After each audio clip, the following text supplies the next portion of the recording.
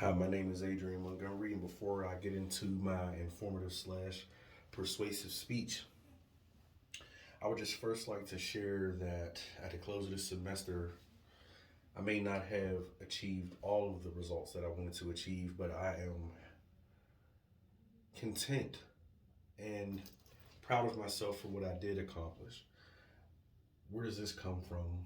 Prior to readmitting myself as a Johnson C. Smith University student after almost a 20-year hiatus, I went through a series of traumatic events during the time period of COVID-19.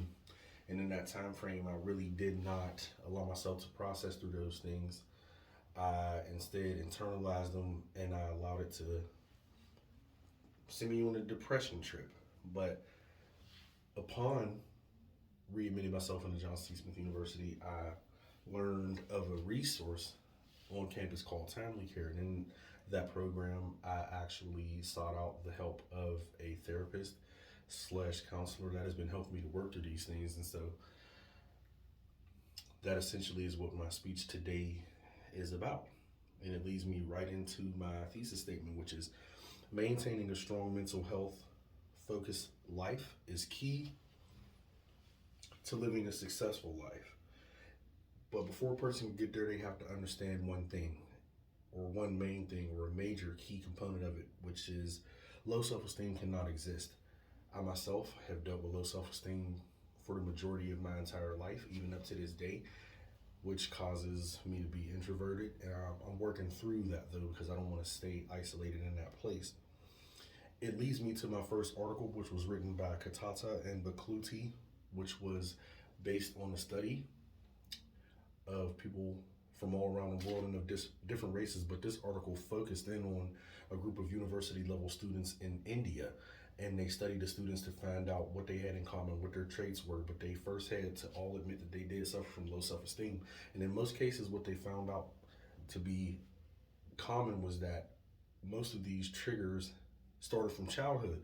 And so, in the end of the article, it concludes that all of the students that went through the study understood where they were, but then they had to accept one major thing, which was that they had to leave the past in the past and begin to move on to a brighter future.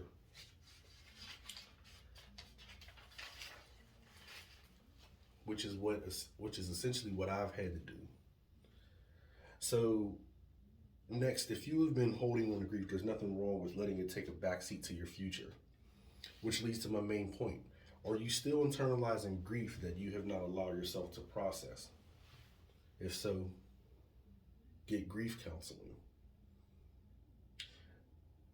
The article that I chose for this topic of grief counseling comes from an informative article from a magazine called HQ, which was Intelligence HQ, which was published in 2022. And grief counseling had been broken down in many different ways so that the reader would have a better understanding of what it is and how it can be helpful to them if they choose to use it. So first, the article describes grief counseling as a service that provides the bereaved with the necessary support in these challenging times, or in their challenging times, and helps them to navigate their feelings at their own pace. The article also took the time to explain the benefits of grief counseling or of receiving grief counseling from a licensed professional. And an additional quote that I'd like to share from that article was simply put as, grief counseling is a form of psychotherapy designed to help people resolve different emotions surrounding the loss of a loved one. And it's benefited me in my own life because a lot of the things that I would normally internalize, I do not internalize anymore. I have someone to speak through to help me through those rough times. I don't sit in my head and dwell on things that I wish I could have changed or things that I felt like I should have done differently, when in all actuality, there was nothing that I could do. But what I can do is change how I decide to view those experiences that I've had to go through. And one of the main ones was losing my father not even 2 years ago. But that's something that I'm continuing to work through. So without staying too long focusing on grief counseling, the article also broke down the 5 stages of grief that a person usually goes through before they're ready to receive grief counseling. The first one is denial, which is the first stage, and it usually causes the person to become numb to the situation. The second stage is anger, which is where the person begins to become more personal, and it causes them to essentially be volatile and mad at themselves for the way that things happen. Next is bargaining, which I looked at as kind of a spiritual aspect of it, because it begins to cause a person to look to a higher power, or begin to look within themselves and say, well, what can I exchange for this event that I had to go through? But in the end, they oftentimes realize it doesn't work, which leads to the fourth stage, which is depression. Depression is the low place. Depression is the lowest point of the 5 stages of grief. I've been there. I'm still working my way out of it. But that is where the isolation and sadness comes from. And the time span can range upon, it's pretty much individually based. There's no real set time for how long a person can stay there. But the last one is acceptance, which is, I feel, where I am, where I'm beginning to accept the things that have happened, and I'm beginning to realize that it's okay to just move on and live life and progress.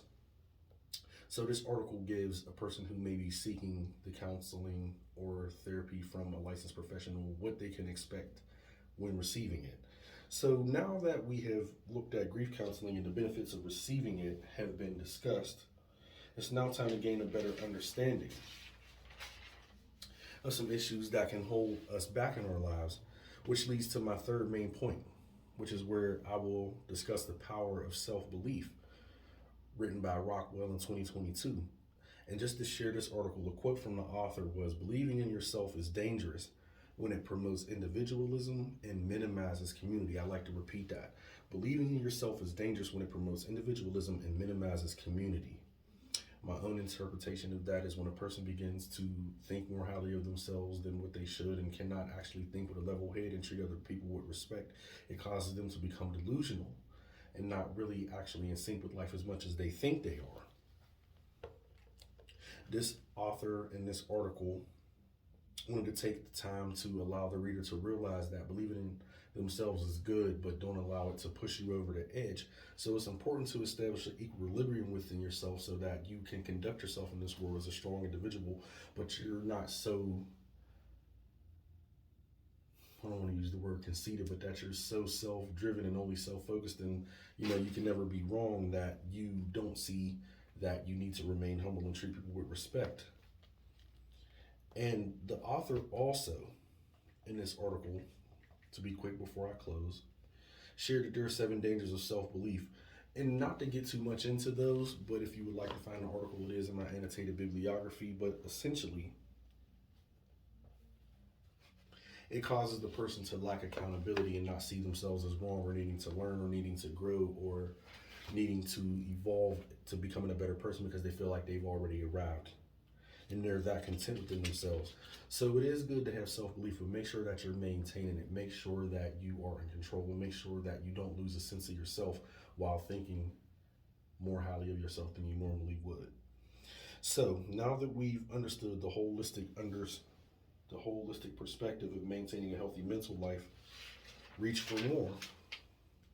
But in conclusion, I just like to restate my thesis and summarize my main points, which is maintaining a strong mental health focused life is the key to living a successful life. And my 3 main points were: low self-esteem cannot exist.